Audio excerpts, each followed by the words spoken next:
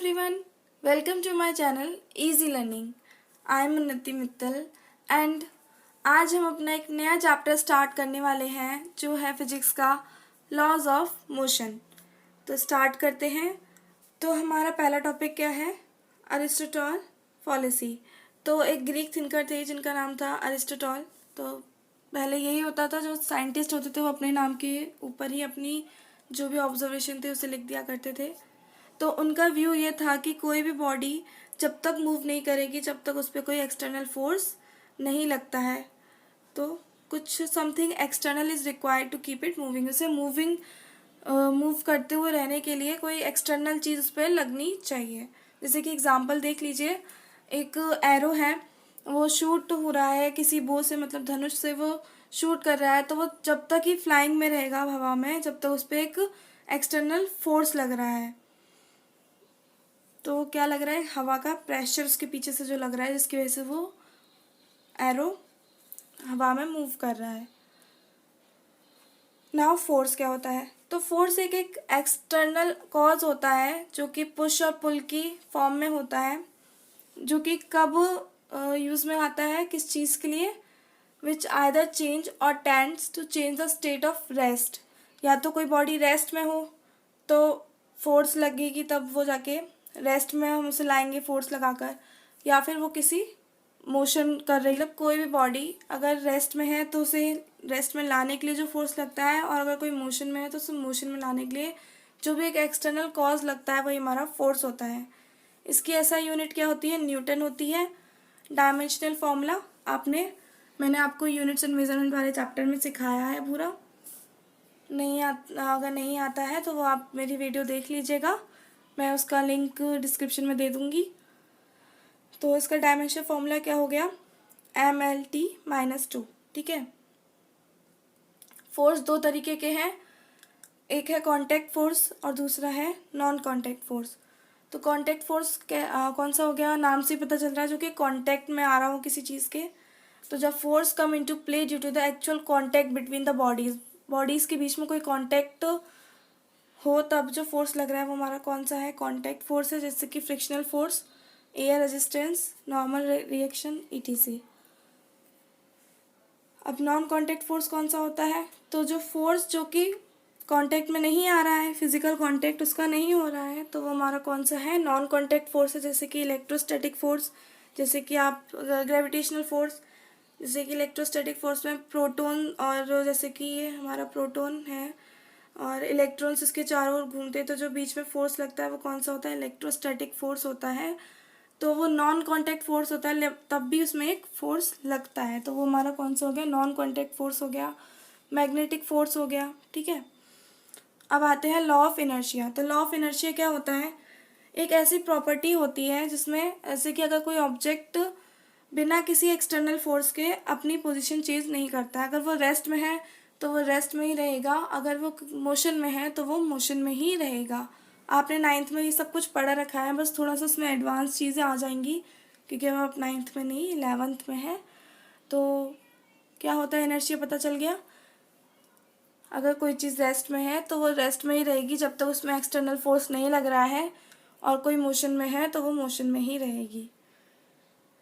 Inertia is a measure of mass of a body, और greater the mass of a body, अगर mass बढ़ा दी जाएगा body का तो इनर्शिया भी बढ़ जाएगा, और उसी का vice versa. Inertia is of 3 types के इनर्शिया होते हैं: inertia of rest, inertia of motion and inertia of direction. Direction शायद आपने, अगर आपको 9th में नहीं याद हो तो अभी 3 टाइप्स के होते हैं इनर्शिया।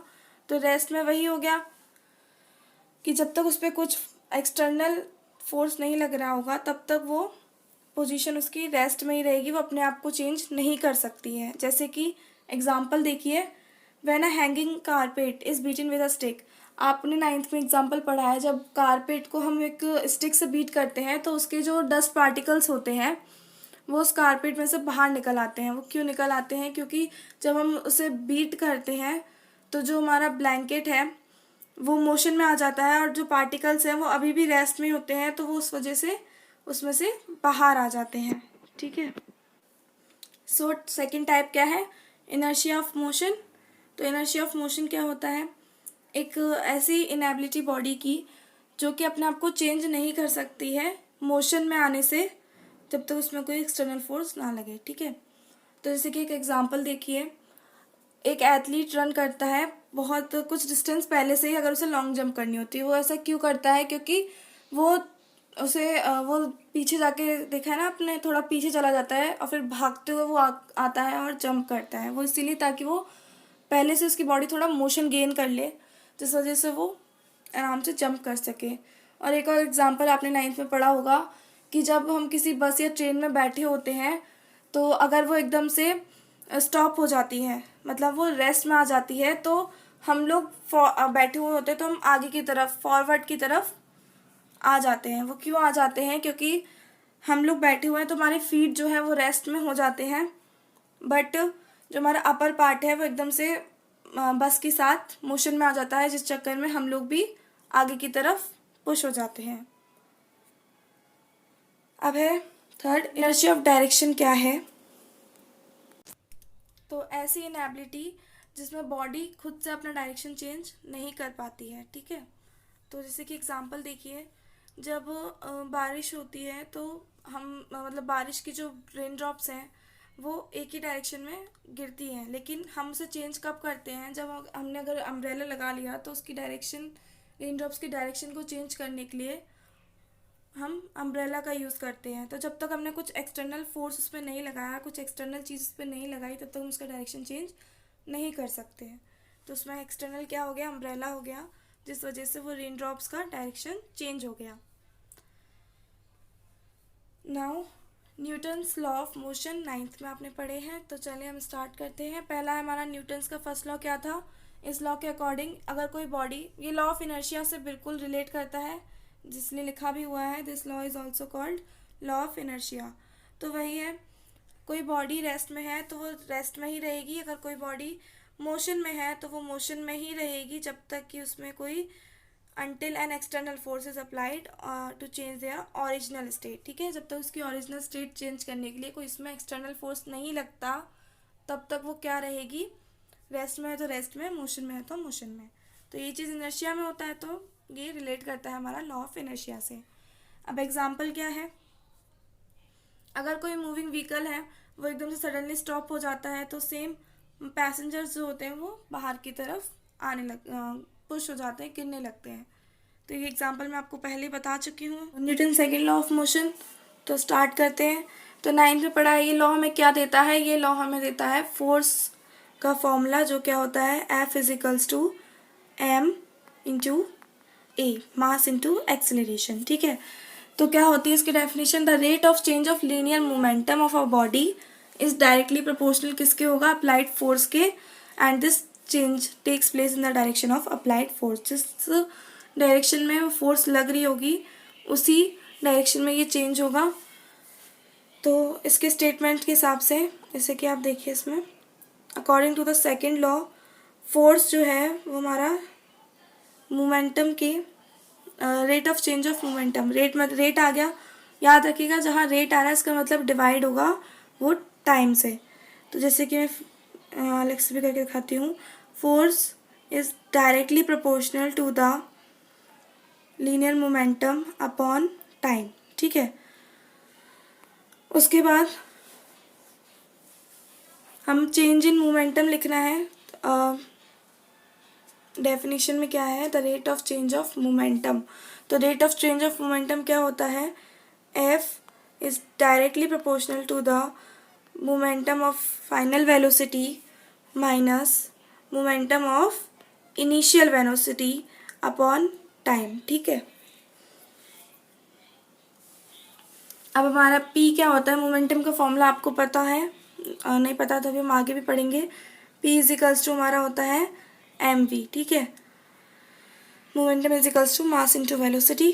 तो आप यहाँ देखिए mv माइनस mu, यहाँ पे मैं मोमेंटम का फाइनल वेलोसिटी निकालना था तो mv, यहाँ पे इनिशियल निकालना था तो mv माइनस mu हो जाएगा, और अपॉन t, यहाँ से m कॉमन आ गया, फिर बचा v माइनस u, तो हमारा ये हो गया। यहाँ पे k हमारा कांस्टेंट है जिसकी वैल्यू 1 आ जाएगी, तो f इजिकल्स टू m में हो जाएगा। एग्जाम्पल देख लीजिए। It is easier for a person to push an empty shopping cart than a full one. ये ईजियर हो जाता है पर्सन के लिए अगर वो किसी खाली शॉपिंग कार्ट को सरकाए और किसी भरी हुई को करे, तो कितना डिफरेंस हो जाता है उसमें। This is depending on the net force acting on the object. Now momentum क्या होता है, तो the total amount of motion जो कि प्रेजेंट होता है बॉडी में, वही हमारा मोमेंटम होता है। बहुत ही सिंपल सी डेफिनेशन है। और आपने 9th में क्या पढ़ी हुई है, linear momentum of a body is equal to the product of its mass is equals to the product of its mass and velocity. ठीक है, यहाँ पे ये डबल बार लिख गया है, एक सिंगल टाइम्स है। तो the linear momentum of a body is equal to the product of its mass and velocity. ठीक है, ये गलत आ गया है, यहाँ पे डबल बार रिपीट हो गया है। और इसको डिनोट हम किससे करते हैं, पी से। तो P is equals to M B, जैसे मैंने ऊपर भी बताया। इसकी एसआई यूनिट क्या हो जाएगी, मास केजी, वेलोसिटी मीटर पर सेकेंड, तो केजी मीटर पर सेकेंड हो जाएगी। ठीक है, डायमेंशन फॉर्मूला ML/T-1। एग्जाम्पल देखिए, एक कराटे एक्सपर्ट है जो कि जनरेट है enough speed with his fist at the momentum can carry through several bricks breaking them. तो एक कराटे एक्सपर्ट है, उसने बहुत सारी ब्रिक्स रखी हुई हैं और वो अपनी फिस्ट से ही उसे इतनी ज़ोर से, मतलब उसकी वेलोसिटी ज़्यादा होगी तो उसमें मास ज़्यादा हो जाएगा, जिससे उसका मोमेंटम बढ़ेगा और वो जैसे ही उसे हिट करेगा तो वो सारी ब्रेक्स उसकी टूट जाएंगी। तो नेक्स्ट टॉपिक है इम्पल्स। तो इम्पल्स क्या होता है, एक ऐसी फोर्स जो कि अप्लाई की जाती है बहुत ही शॉर्ट पीरियड ऑफ टाइम के लिए, वही हमारी इम्पल्स होती है। और इसका सिंबल क्या होता है, किससे डिनोट करते हैं हम इसको, जे से। और इसका फॉर्मूला है J is equals to F into T, it's mean force into time. और इम्पल्स हमारा चेंज इन मोमेंटम के भी इक्वल होता है। तो कैसे होता है, चलिए मैं बताती हूँ आपको। तो हमने जब ऊपर पढ़ा था F is equals to M A, ठीक है। और अब आप ए को खोल लीजिए तो क्या आ जाएगा, B minus U upon T, और एम का अंदर इंटू कर लीजिए। ये क्या बन गया, मैं इधर लिख रही हूँ इसको, P final velocity, change of momentum of final velocity minus ये चेंज ऑफ, सॉरी इट्स, तो ये हमारा इनिशियल वेलोसिटी अपॉन टी इतना आ गया। उसके बाद अब यहाँ पे पहुँच गया था हमारा final velocity minus initial velocity upon T, और ये एफ। अब हम टी को इधर ले जाएंगे तो F into T is equals to P F minus P I. तो P F minus P I मतलब चेंज ऑफ मोमेंटम हो गया, और ये क्या होता है हमारा इम्पल्स। तो इम्पल्स जो है चेंज इन मोमेंटम के भी इक्वल होता है इस तरीके से, ठीक है। नाउ द एसआई यूनिट क्या है इसकी, न्यूटन होती है, Newton second, force into time, force की न्यूटन और उसकी सेकेंड, और उसका वैसे निकालेंगे तो केजी मीटर पर सेकेंड। जैसे कि हम इसका एक एग्जांपल देख लेते हैं। जब वो क्रिकेटर होते हैं वो अपने हाथ को पीछे लेते चले जाते हैं जब वो बॉल को कैच करते हैं। तो ऐसा क्यों करते हैं वो, तो देखिए जब कोई क्रिकेट बॉल जो हिट की जाती है बैट से, तो वो बहुत ही ज़्यादा मोमेंटम गेन कर चुकी होती है। अगर वो उसे डायरेक्ट ही गेन कर लेंगे, उसे कैच कर लेंगे, तो उनके हाथ पे थोड़ी इंजरी होने के बहुत ज़्यादा चांसेस होते हैं। अगर वो उसे, इसलिए वो जो आपने देखा होगा कि अगर बॉल आती है तो वो अपने हाथ को पीछे ले जाते चलते हैं थोड़ा सा, क्यों, क्योंकि इससे टाइम बढ़ जाता है। टाइम बढ़ जाएगा तो इंजरी होने का खतरा कम हो जाएगा, क्योंकि मोमेंटम थोड़ा कम हो जाएगा, ठीक है। अब न्यूटन्स का थर्ड लॉ, ये तो मतलब 9th में सबसे ज़्यादा अच्छे से यही आता था। Every action has an equal and opposite reaction, ठीक है। इसका एग्जांपल हमारे सर तो हमें ये भी देते थे कि अगर हम किसी को चांटा मारते हैं तो वो भी हमें उतने ही चाटा मारता है, लेकिन वो यहाँ पे थोड़ा फेल हो जाता था क्योंकि वो हमें थोड़ा तेज़ भी मार देता था। तो इसमें कोई बड़ी बात नहीं है। तो हाँ, चलिए हम अपने टॉपिक पे आते हैं। तो every reaction is an equal and opposite reaction, both acts on different bodies. तो ये हमेशा पेयरिंग में ही होता है। जैसे कि देखिए, ये हमारा एक बॉडी है ए और एक बॉडी है हमारी बी, ठीक है। अब ये दोनों अगर आपस में टकराएंगी, ये दोनों ने आपस में टकराया तो क्या होगा? तो ये हमारी ज़ीरो हो गई, बस इसका डायरेक्शन अपोजिट में आ जाएगा। इसका मतलब देखिए, फोर्स ए से बी की तरफ लगी या फोर्स बी से ए की तरफ लगी और दोनों जुड़े, तो उसके बाद इसका डायरेक्शन अलग है इससे, तो हमारा जो एफ ए बी है वो अपोजिट होगा एफ बी ए के। जैसे कि हम अगर एग्ज़ाम्पल लें इसके, तो एग्ज़ाम्पल्स ऐसे बहुत सारे हैं। एक एग्ज़ाम्पल लेते हैं कि जब आप किसी बोट से उतरते हैं तो पहले बोट को पकड़ा जाता है। ऐसा क्यों किया जाता है कि जब हम बोट से उतरते हैं तो जैसे हम आगे की तरफ अपनी बॉडी को कर रहे हैं, तो वैसे ही वो बोट भी अपनी आगे की तरफ बढ़ती है। तो अगर उसे नहीं पकड़ेंगे तो हमारे गिरने के चांसेस बहुत ज़्यादा होते हैं। इसलिए jumping of a man from a boat on to the bank of a river, ये एक बहुत अच्छा एग्जाम्पल है उसका। एक एग्जाम्पल वो भी है कि जब हम स्विमिंग करते हैं तो अभी थर्ड लॉ ऑफ मोशन लगता है। कैसे लगता है? क्योंकि जब हम स्विम कर रहे हैं तो हमारी बॉडी आगे की तरफ बढ़ रही है, तो पानी भी अपना पीछे की तरफ वो जा रहा है, जिसकी वजह से हम आगे बढ़ पा रहे हैं। ऐसे ही जब हम वॉकिंग करते हैं, चलते हैं, तो भी हमारा थर्ड लॉ ऑफ मोशन ही लगता है। एक इम्पॉर्टेंट बात है, न्यूटन का जो सेकंड लॉ है उसको हम रियल लॉ ऑफ मोशन भी कहते हैं, क्योंकि पहला लॉ और थर्ड लॉ दोनों किस पे डिपेंड रहते हैं? न्यूटन के सेकंड लॉ पे ही।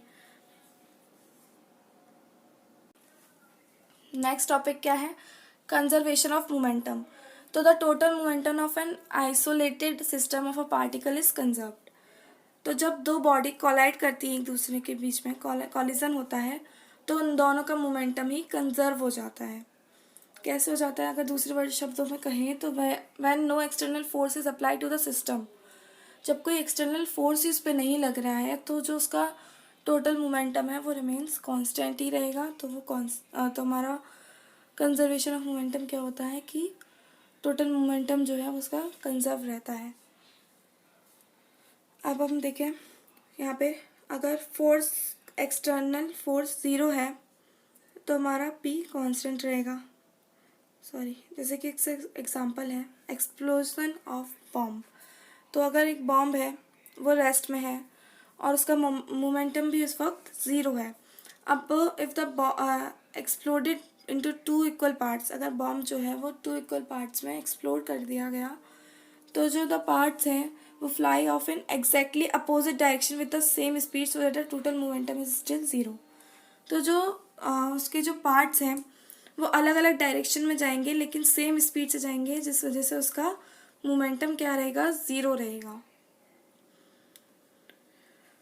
Now equilibrium of a particle, पूरे एनसीईआरटी के हिसाब से टॉपिक है, आपको कोई भी परेशानी नहीं होनी चाहिए, और मैं पूरी कोशिश भी कर रही हूँ कि मैं आपको चैप्टर थोड़ा एक्सप्लेन भी कर पाऊँ। तो चलिए, when the net external force on the particle is zero, then the body is said to be in equilibrium state।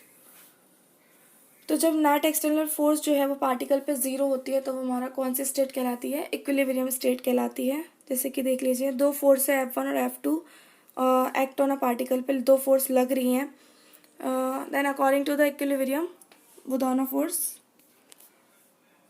Opposite direction में लग रही है, तो वो क्या हो जाएंगी? ज़ीरो हो जाएगी। कंकरेंट फोर्स क्या होता है? If the force apply to a body are such that their lines of action meet at a single point. जैसे कि ये तीन देखिए, ये तीन फोर्सेस अलग अलग जगह लग रही हैं, बट इसका सिंगल पॉइंट से लग रही है कि नहीं? एक सिंगल पॉइंट से जो फोर्स लगती हैं वो हमारी कंकरेंट फोर्स होती है। तो मैथमेटिकली देखा जाए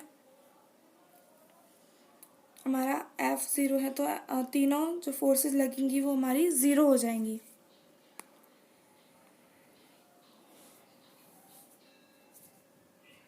अगर 3 कंकरेंट फोर्सेस हैं वो एक्ट कर रही हैं एट अ पॉइंट पे एंड आर वो इक्विलिब्रियम में भी है तो ये हमारी कुछ इस तरीके से बनेंगी। अब कॉमन फोर्सेस इन मैकेनिक्स, तो वेट ऑफ अ बॉडी है, कुछ नॉर्मल फोर्स और एक टेंशन इन स्ट्रिंग, ठीक है। तो वेट ऑफ अ बॉडी क्या होता है, एक ऐसा फोर्स जो कि with which the earth attract a body, जिसमें अर्थ बॉडी को अट्रैक्ट करती है, वही हमारा फोर्स ऑफ ग्रेविटी होता है। और for a body of mass m where acceleration due to gravity is g, वही हमारा वेट कहलाता है। वेट का फॉर्मूला आपको पता ही है, m इज इंटू जी होता है, तो वेट हमारा यही होता है, ठीक है। अब नॉर्मल फोर्स क्या होता है, अगर दो बॉडी हैं वो एक दूसरे के कांटेक्ट में हैं तो जो और उसकी सरफेस भी अगर स्मूथ है तो जो डायरेक्शन होगा फोर्स का वो नॉर्मल होगा प्लेन के कांटेक्ट में। जैसे कि एग्जांपल देखिए, एक बुक है वो एक टेबल पे रखी हुई है और वो उस वक्त रेस्ट में है, तो एक उसमें it acted upon it by its weight in vertical downward direction, जो कि रेस्ट में होगा। ये जो बुक है जैसे कि इसमें, तो इसका जो वेट है बॉडी का वो किस नीचे की तरफ जाएगा, ठीक है। वेट उसका नीचे की तरफ जाएगा ग्रेविटी की वजह से। It means there is another force भी एक्ट कर रहा है उसके अपोजिट डायरेक्शन में। देखो, उसके अपोजिट डायरेक्शन में एक अपोजिट फोर्स भी अप्लाई हो रहा है, जो है हमारा नॉर्मल फोर्स।